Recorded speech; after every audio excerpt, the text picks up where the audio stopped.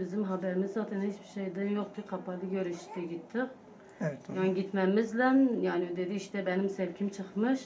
Nereye çıkmış dedik, dedi haberim yoktur ama sabahleyin geldikleri gibi hemen demir sevkin çıkmış, hazırlan. O dedi işte bir 15 dakika görüş şeyi vermiştiler. Dedi Tokat'a götürdüler.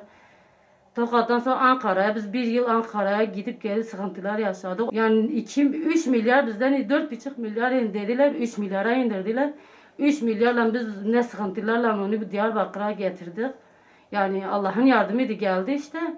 Bir daha buradan yani Eskişehir'e bilmiyorum, daha düşünemedim onu. Burada arkadaşlar gidince ne kadar olsa sıkıntı da olsaydı biz gidiyorduk yani. Kalp hastasıyım, Evet. hipertansiyonum vardır. Tek böbrekliyim, ameliyat olmuş tek böbrekliyim. Bir de iltihaplı romatizmam var. Buraya geldi dedik, ne kadar da olsa yakındır, hani gidip geliriz. Ama Allah hakkımızı bırakmasın. Rabbim Müslümanların hakkını hepsini devletten alsın. Orada benim oğlum Mecid bana sanki bir taneydi. Ben bunlar diğerleri cezaevine gittiği sonra sevdim. Ben yani tek bana oydu.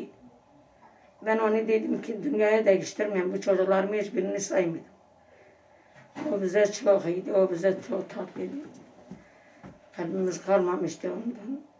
Tek okumak ona sıkıcı oldu işte. Tokat'a gitmiş gitmemiş, ben onun yanına gitmemiş.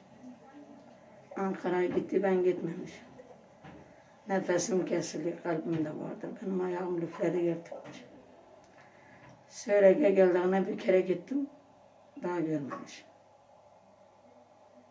Ola gitmem öyle zorluğuna nasıl gideyim daha ayağım rahat değil, ben gidemiyorum. O işkence çekti, kafirlerini yaptıysa Allah-u Teala hakkımızı bırakmasın. Biz çok zorluk çekiyoruz. Ayrıca annemin hastalığı. Yani biz yoldayken düşün o kadar yol çekiyorduk. Ben hep anneme bakıyordum. Her baktığımda da bakıyordum, annem bayılmış. Kaldırıyordum. Aradan zaman geçmeden bakıyordum, yine bayılıyor. Yani bizim için çok sıkıntılıdır bu yolculuk. Tiverek yine birazcık da olsaydı yine annemin için iyiydi. Yani Tokat'a gittik, dolu çekiyorduk. Ankara'ya gittik, aynı doluğu yine çektik. Nereye gittik de zorluk çektik. Tiverek biraz daha iyiydi.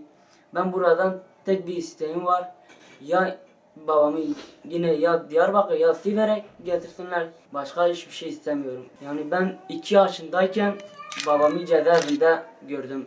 Gözümü açtığımda babamı cezaevinde gördüm. Başka hiçbir yerde görmedim.